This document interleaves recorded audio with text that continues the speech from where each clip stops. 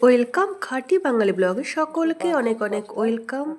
যারা যারা আমার ভিডিও দেখো তোমাদের একটু হলেও যদি ভালো লেগে থাকে একটা লাইক কমেন্ট সাবস্ক্রাইব করে দেবে প্লিজ, পাশে থেকো। তো দেখো সকাল সকাল কিন্তু ভিডিওটি শুরু করে দিয়েছি। আর দেখো তোমরা দেখতে পাচ্ছ আমি কিন্তু থেতো করছি হচ্ছে একটা গ্লাস দিয়ে, কিন্তু থেতো করছি একটা ছোট্ট একটা বাটির মধ্যে।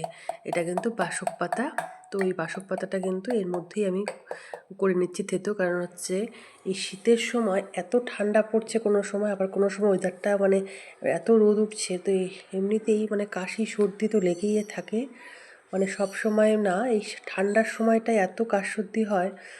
তো এই জন্য কিন্তু তোমার ছেলেকে কন্টিনিউ মোটামুটি আমি বাসক পাতাটা একটু খাওয়ানোর চেষ্টা করছি। তাই কিন্তু বাসক পাতা আমি কিন্তু ফুটিয়েও খাওয়াই। এর আগের একটা ভিডিওতে আছে আমি কিভাবে বাসক পাতার দিয়ে একটা কাড়া তৈরি করেছিলাম। তো আজকে করছি একটু অন্যরকমভাবে। কাঁচা বাসক পাতাটাকে আগে থেতো করে নিলাম, তোমরা দেখলে। তার মধ্যে কিন্তু গুঁড়ো করা যে গোলমরিচটা সেটাতে একটু দিয়ে দিলাম, দিয়ে এটাকে কিন্তু একটু উষ্ণ গরম করে নেব। তো উষ্ণ গরম করলে পরে বেশি উপকার হয় বলে, তো আমিও তাই করি। তো একটু উষ্ণ গরম করে এর মধ্যে কিন্তু মধু মিশিয়ে দেব। মধুটা দিলে একটু মিষ্টি মিষ্টি হবে। তাছাড়া তো জানোই বাসক পাতা খেতে এরকম লাগে, একদম তেতো। তো এর মধ্যে একটু বেশি পরিমাণে একটু মানে মধুটা একটু দিয়ে দিব, তাহলে অত বুঝতে পারবে না। তো এই জন্য কিন্তু মধুটা মিশিয়ে দিলাম। আর অল্প একটু থাকলো, তো সেটা হচ্ছে পরে আবার খাইয়ে দেবো। তারপরে দেখো স্নান টান সেরে এবার কিন্তু রান্নাঘরে। এবার আমি কিন্তু দেখো কালকে রাতে আমি হলো অনেকগুলো দুধ জমেছিল, তো ভাবলাম যে পনির তো হচ্ছে মেয়ে খেতে খুব ভালোবাসে, তো পনির বানিয়ে ফেলি। তো এই জন্যই কিন্তু আমি ছানা করে আমি কিন্তু একটা পরিষ্কার ন্যাকড়াতে সুন্দর করে আমি মানে রেখেছিলাম চাপা দিয়ে, একদম জলটাকে ঝরিয়ে নিয়েছিলাম। তারপরে কিন্তু ছানাটা কিন্তু আমি হলো দেখো সুন্দর করে ন্যাকড়াতে বেঁধে রেখেছিলাম, বেশ সুন্দর হয়েছে। তো এবার কিন্তু এটাকে হলো আমি পিস পিস করে কেটে নেব।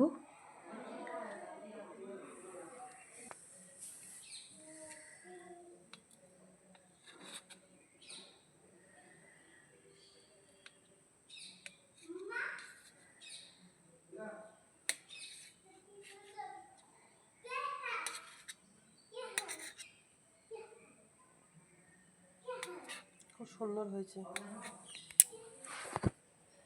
ছানা ছানা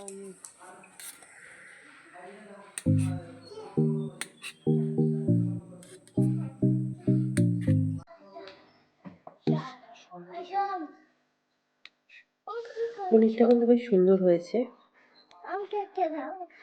বাড়ির তৈরি জিনিস খাঁটি, এটা কিন্তু খেতে বেশি টেস্ট। এর মধ্যে কোনো ময়দা মেশানো নেই, কিচ্ছু নেই।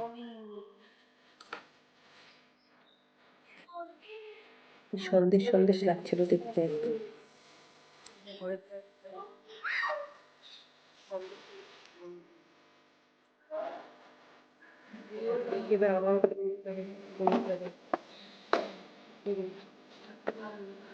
তারপরে দেখো আমিও কিন্তু একটা সন্দেশ হচ্ছে নিয়ে খাচ্ছি, কারণ হচ্ছে আমার এই করতে করতে সন্দেশ সন্দেশ বলা হচ্ছে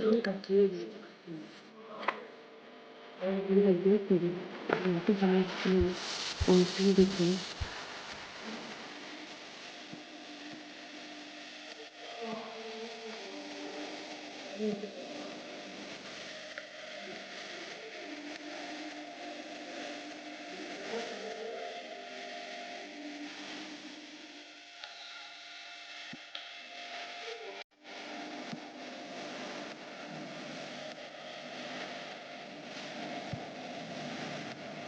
একটু লবণ ছিটিয়ে নিই, এটাকে পনিরটাকে একটু কিন্তু আমি ভাজবো।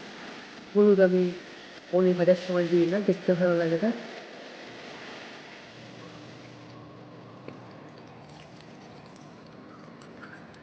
তো এই পনির দেখে আমার মেয়ে যে এত খুশি হয় কি বলবো। আর আমাদের বাড়িতে কিন্তু মঙ্গলবার করে বেশিরভাগ পনিরটা হয়, কারণ সপ্তাহে একদিন নিরামিষ খায়, মঙ্গলবার, সেদিন আমাদের হচ্ছে পনির থাকেই বাড়িতে। তো যতটা পরিমাণে পনির আনা হয় মানে অনেকটাই, কিন্তু সেটা হচ্ছে মানে বেশিরভাগটা আমার মেয়েগুলো মানে খেতে ভালোবাসার জন্য ওকেই দেওয়া হয়। আর আমরা অত মানে আমি তাও একটু খাই, আর তোমার দাদাকে একদম পছন্দ করে না পনির খেতে। তো যাই হোক, এবার পনিরটা আজকেই বানাচ্ছি। এবার বলছি যে মা তোমাকে বাবার বাড়ির পনির হবে না? না না, সেই বাবার বাড়ির পনির অবশ্যই থাকবে। তো মায়ের হাতের তৈরি পনির খাচ্ছিস তো, এটা হচ্ছে অগ্রিম পাওয়া। তো পনিরটা দেখা ফ্রিজে কিন্তু লালচে লালচে হয়ে গেছে, এবার নামিয়ে নিতে দিচ্ছি আস্তে আস্তে এগুলো তুলে নিতে আসি। আমার এই কড়াইটা কিন্তু খুব সুন্দর, জানো তো, লোহার কড়াই, ছোট্ট একটু কড়াই, খুব মানে ভাজা টাজা করার জন্য কিন্তু খুব ভালো, আর খুব তাড়াতাড়ি গরম হয়ে যায় লোহার কড়াই। আবার এই লোহার কড়াই যেন আমার ইন্ডাকশনের মধ্যে দুটো দুপুরে মেনু দেখা আলু ভাজা, আর হচ্ছে ফুলকপিগুলো আছে যে, সেই ফুলকপি হচ্ছে রান্না, আর এটা হচ্ছে ঝোল দিয়ে একদম ভাসতে খাওয়া হচ্ছে গরম গরম। এটা হচ্ছে আজকে 3 পিস মাছ করা হয়েছে, 1 পিস আমার মেয়ে খাওয়া হয়ে গেছে দুপুরে। আর এদিকে হচ্ছে একটা ডিম সিদ্ধ বসিয়েছি, তারপরে দেখি খেয়ে দিয়ে উঠে একটু রোদে বসে আছি। কাঠ বিড়ালিগুলো দেখ কিভাবে যাচ্ছে, দাদু তো কাঠ বিড়ালি আমাদের এখানে, তোমাদেরকে একদিন দেখাবো কাঠ বিড়ালি। আমার তো মানে এই জানালার এদিক দিয়ে চোখ থাকে কাঠ বিড়ালি, এত কাঠ বিড়ালি থাকে। তো স্নান করে একটু রোদে আসি, তো রোদ বলতে কি ছাদেই যাই, আর আমার এই জানালার এখানে মানে এত সুন্দর রোদ আছে না, আর যেতে ইচ্ছা করে না। ওই সিঁড়ি ভেঙে ভেঙে মানে খুব বিরক্ত লাগে। এখানে সুন্দর রোদ থাকে, তাই মাঝে মাঝে এখানে একটু বসি জানালার পাশে, ভালো লাগে দেখতে, আর বাচ্চাগুলো সব খেলে পিছনে, ভালো লাগে থাকতে এখানের জন্য, খুব সুন্দর লাগে। রোদও রোদও একটু বসলে ভালো লাগে, বাচ্চাদেরকেও খেলে দেখতেও ভালো লাগে।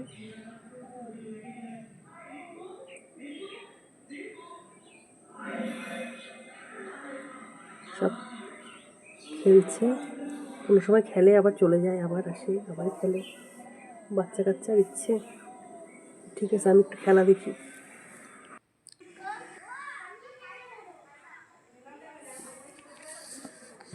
নিধি কোথায় গেল? নিধি কে?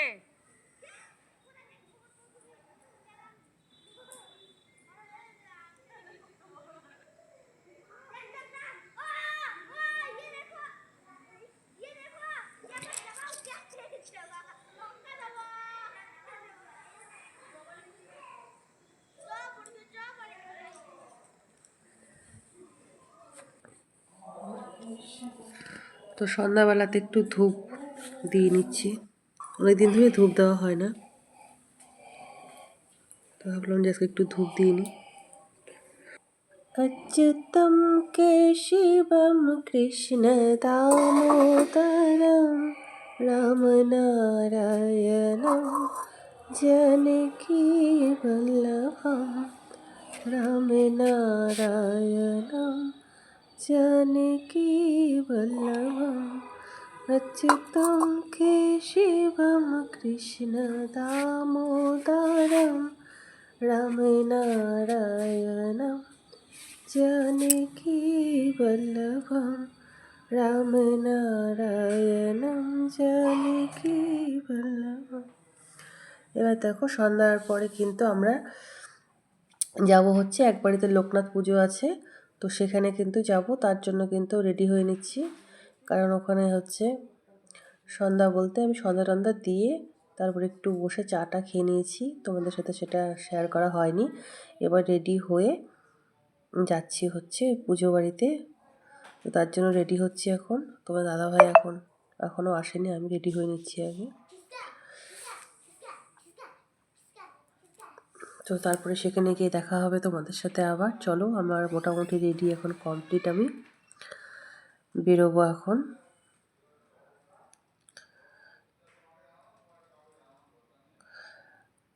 অনেকক্ষণ আগে কিন্তু আমি রেডিটা হয়ে গেছিলাম, তোমার দাদাভাই কিন্তু হচ্ছে আসছেই না।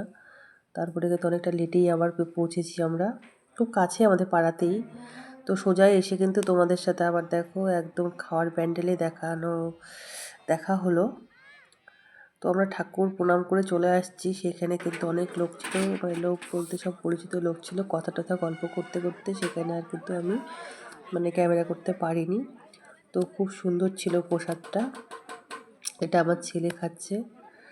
তো প্রসাদ খাওয়ার পরে এখানে সবাই দেখো সব ফাঁকা হয়ে গেছে। আর দূরে দেখতে পাচ্ছ লোকনাথ ঠাকুর। তো ওখানেই কিন্তু সব সুন্দর করে সাজানো ছিল ওখানে। তো সবাই মোটামুটি খাওয়া দাওয়া করে শেষ। আমরা এখন বাড়ি যাচ্ছি। টাটা, সবাই ভালো থেকো, সুস্থ থেকো, অবশ্যই পাশে থেকো।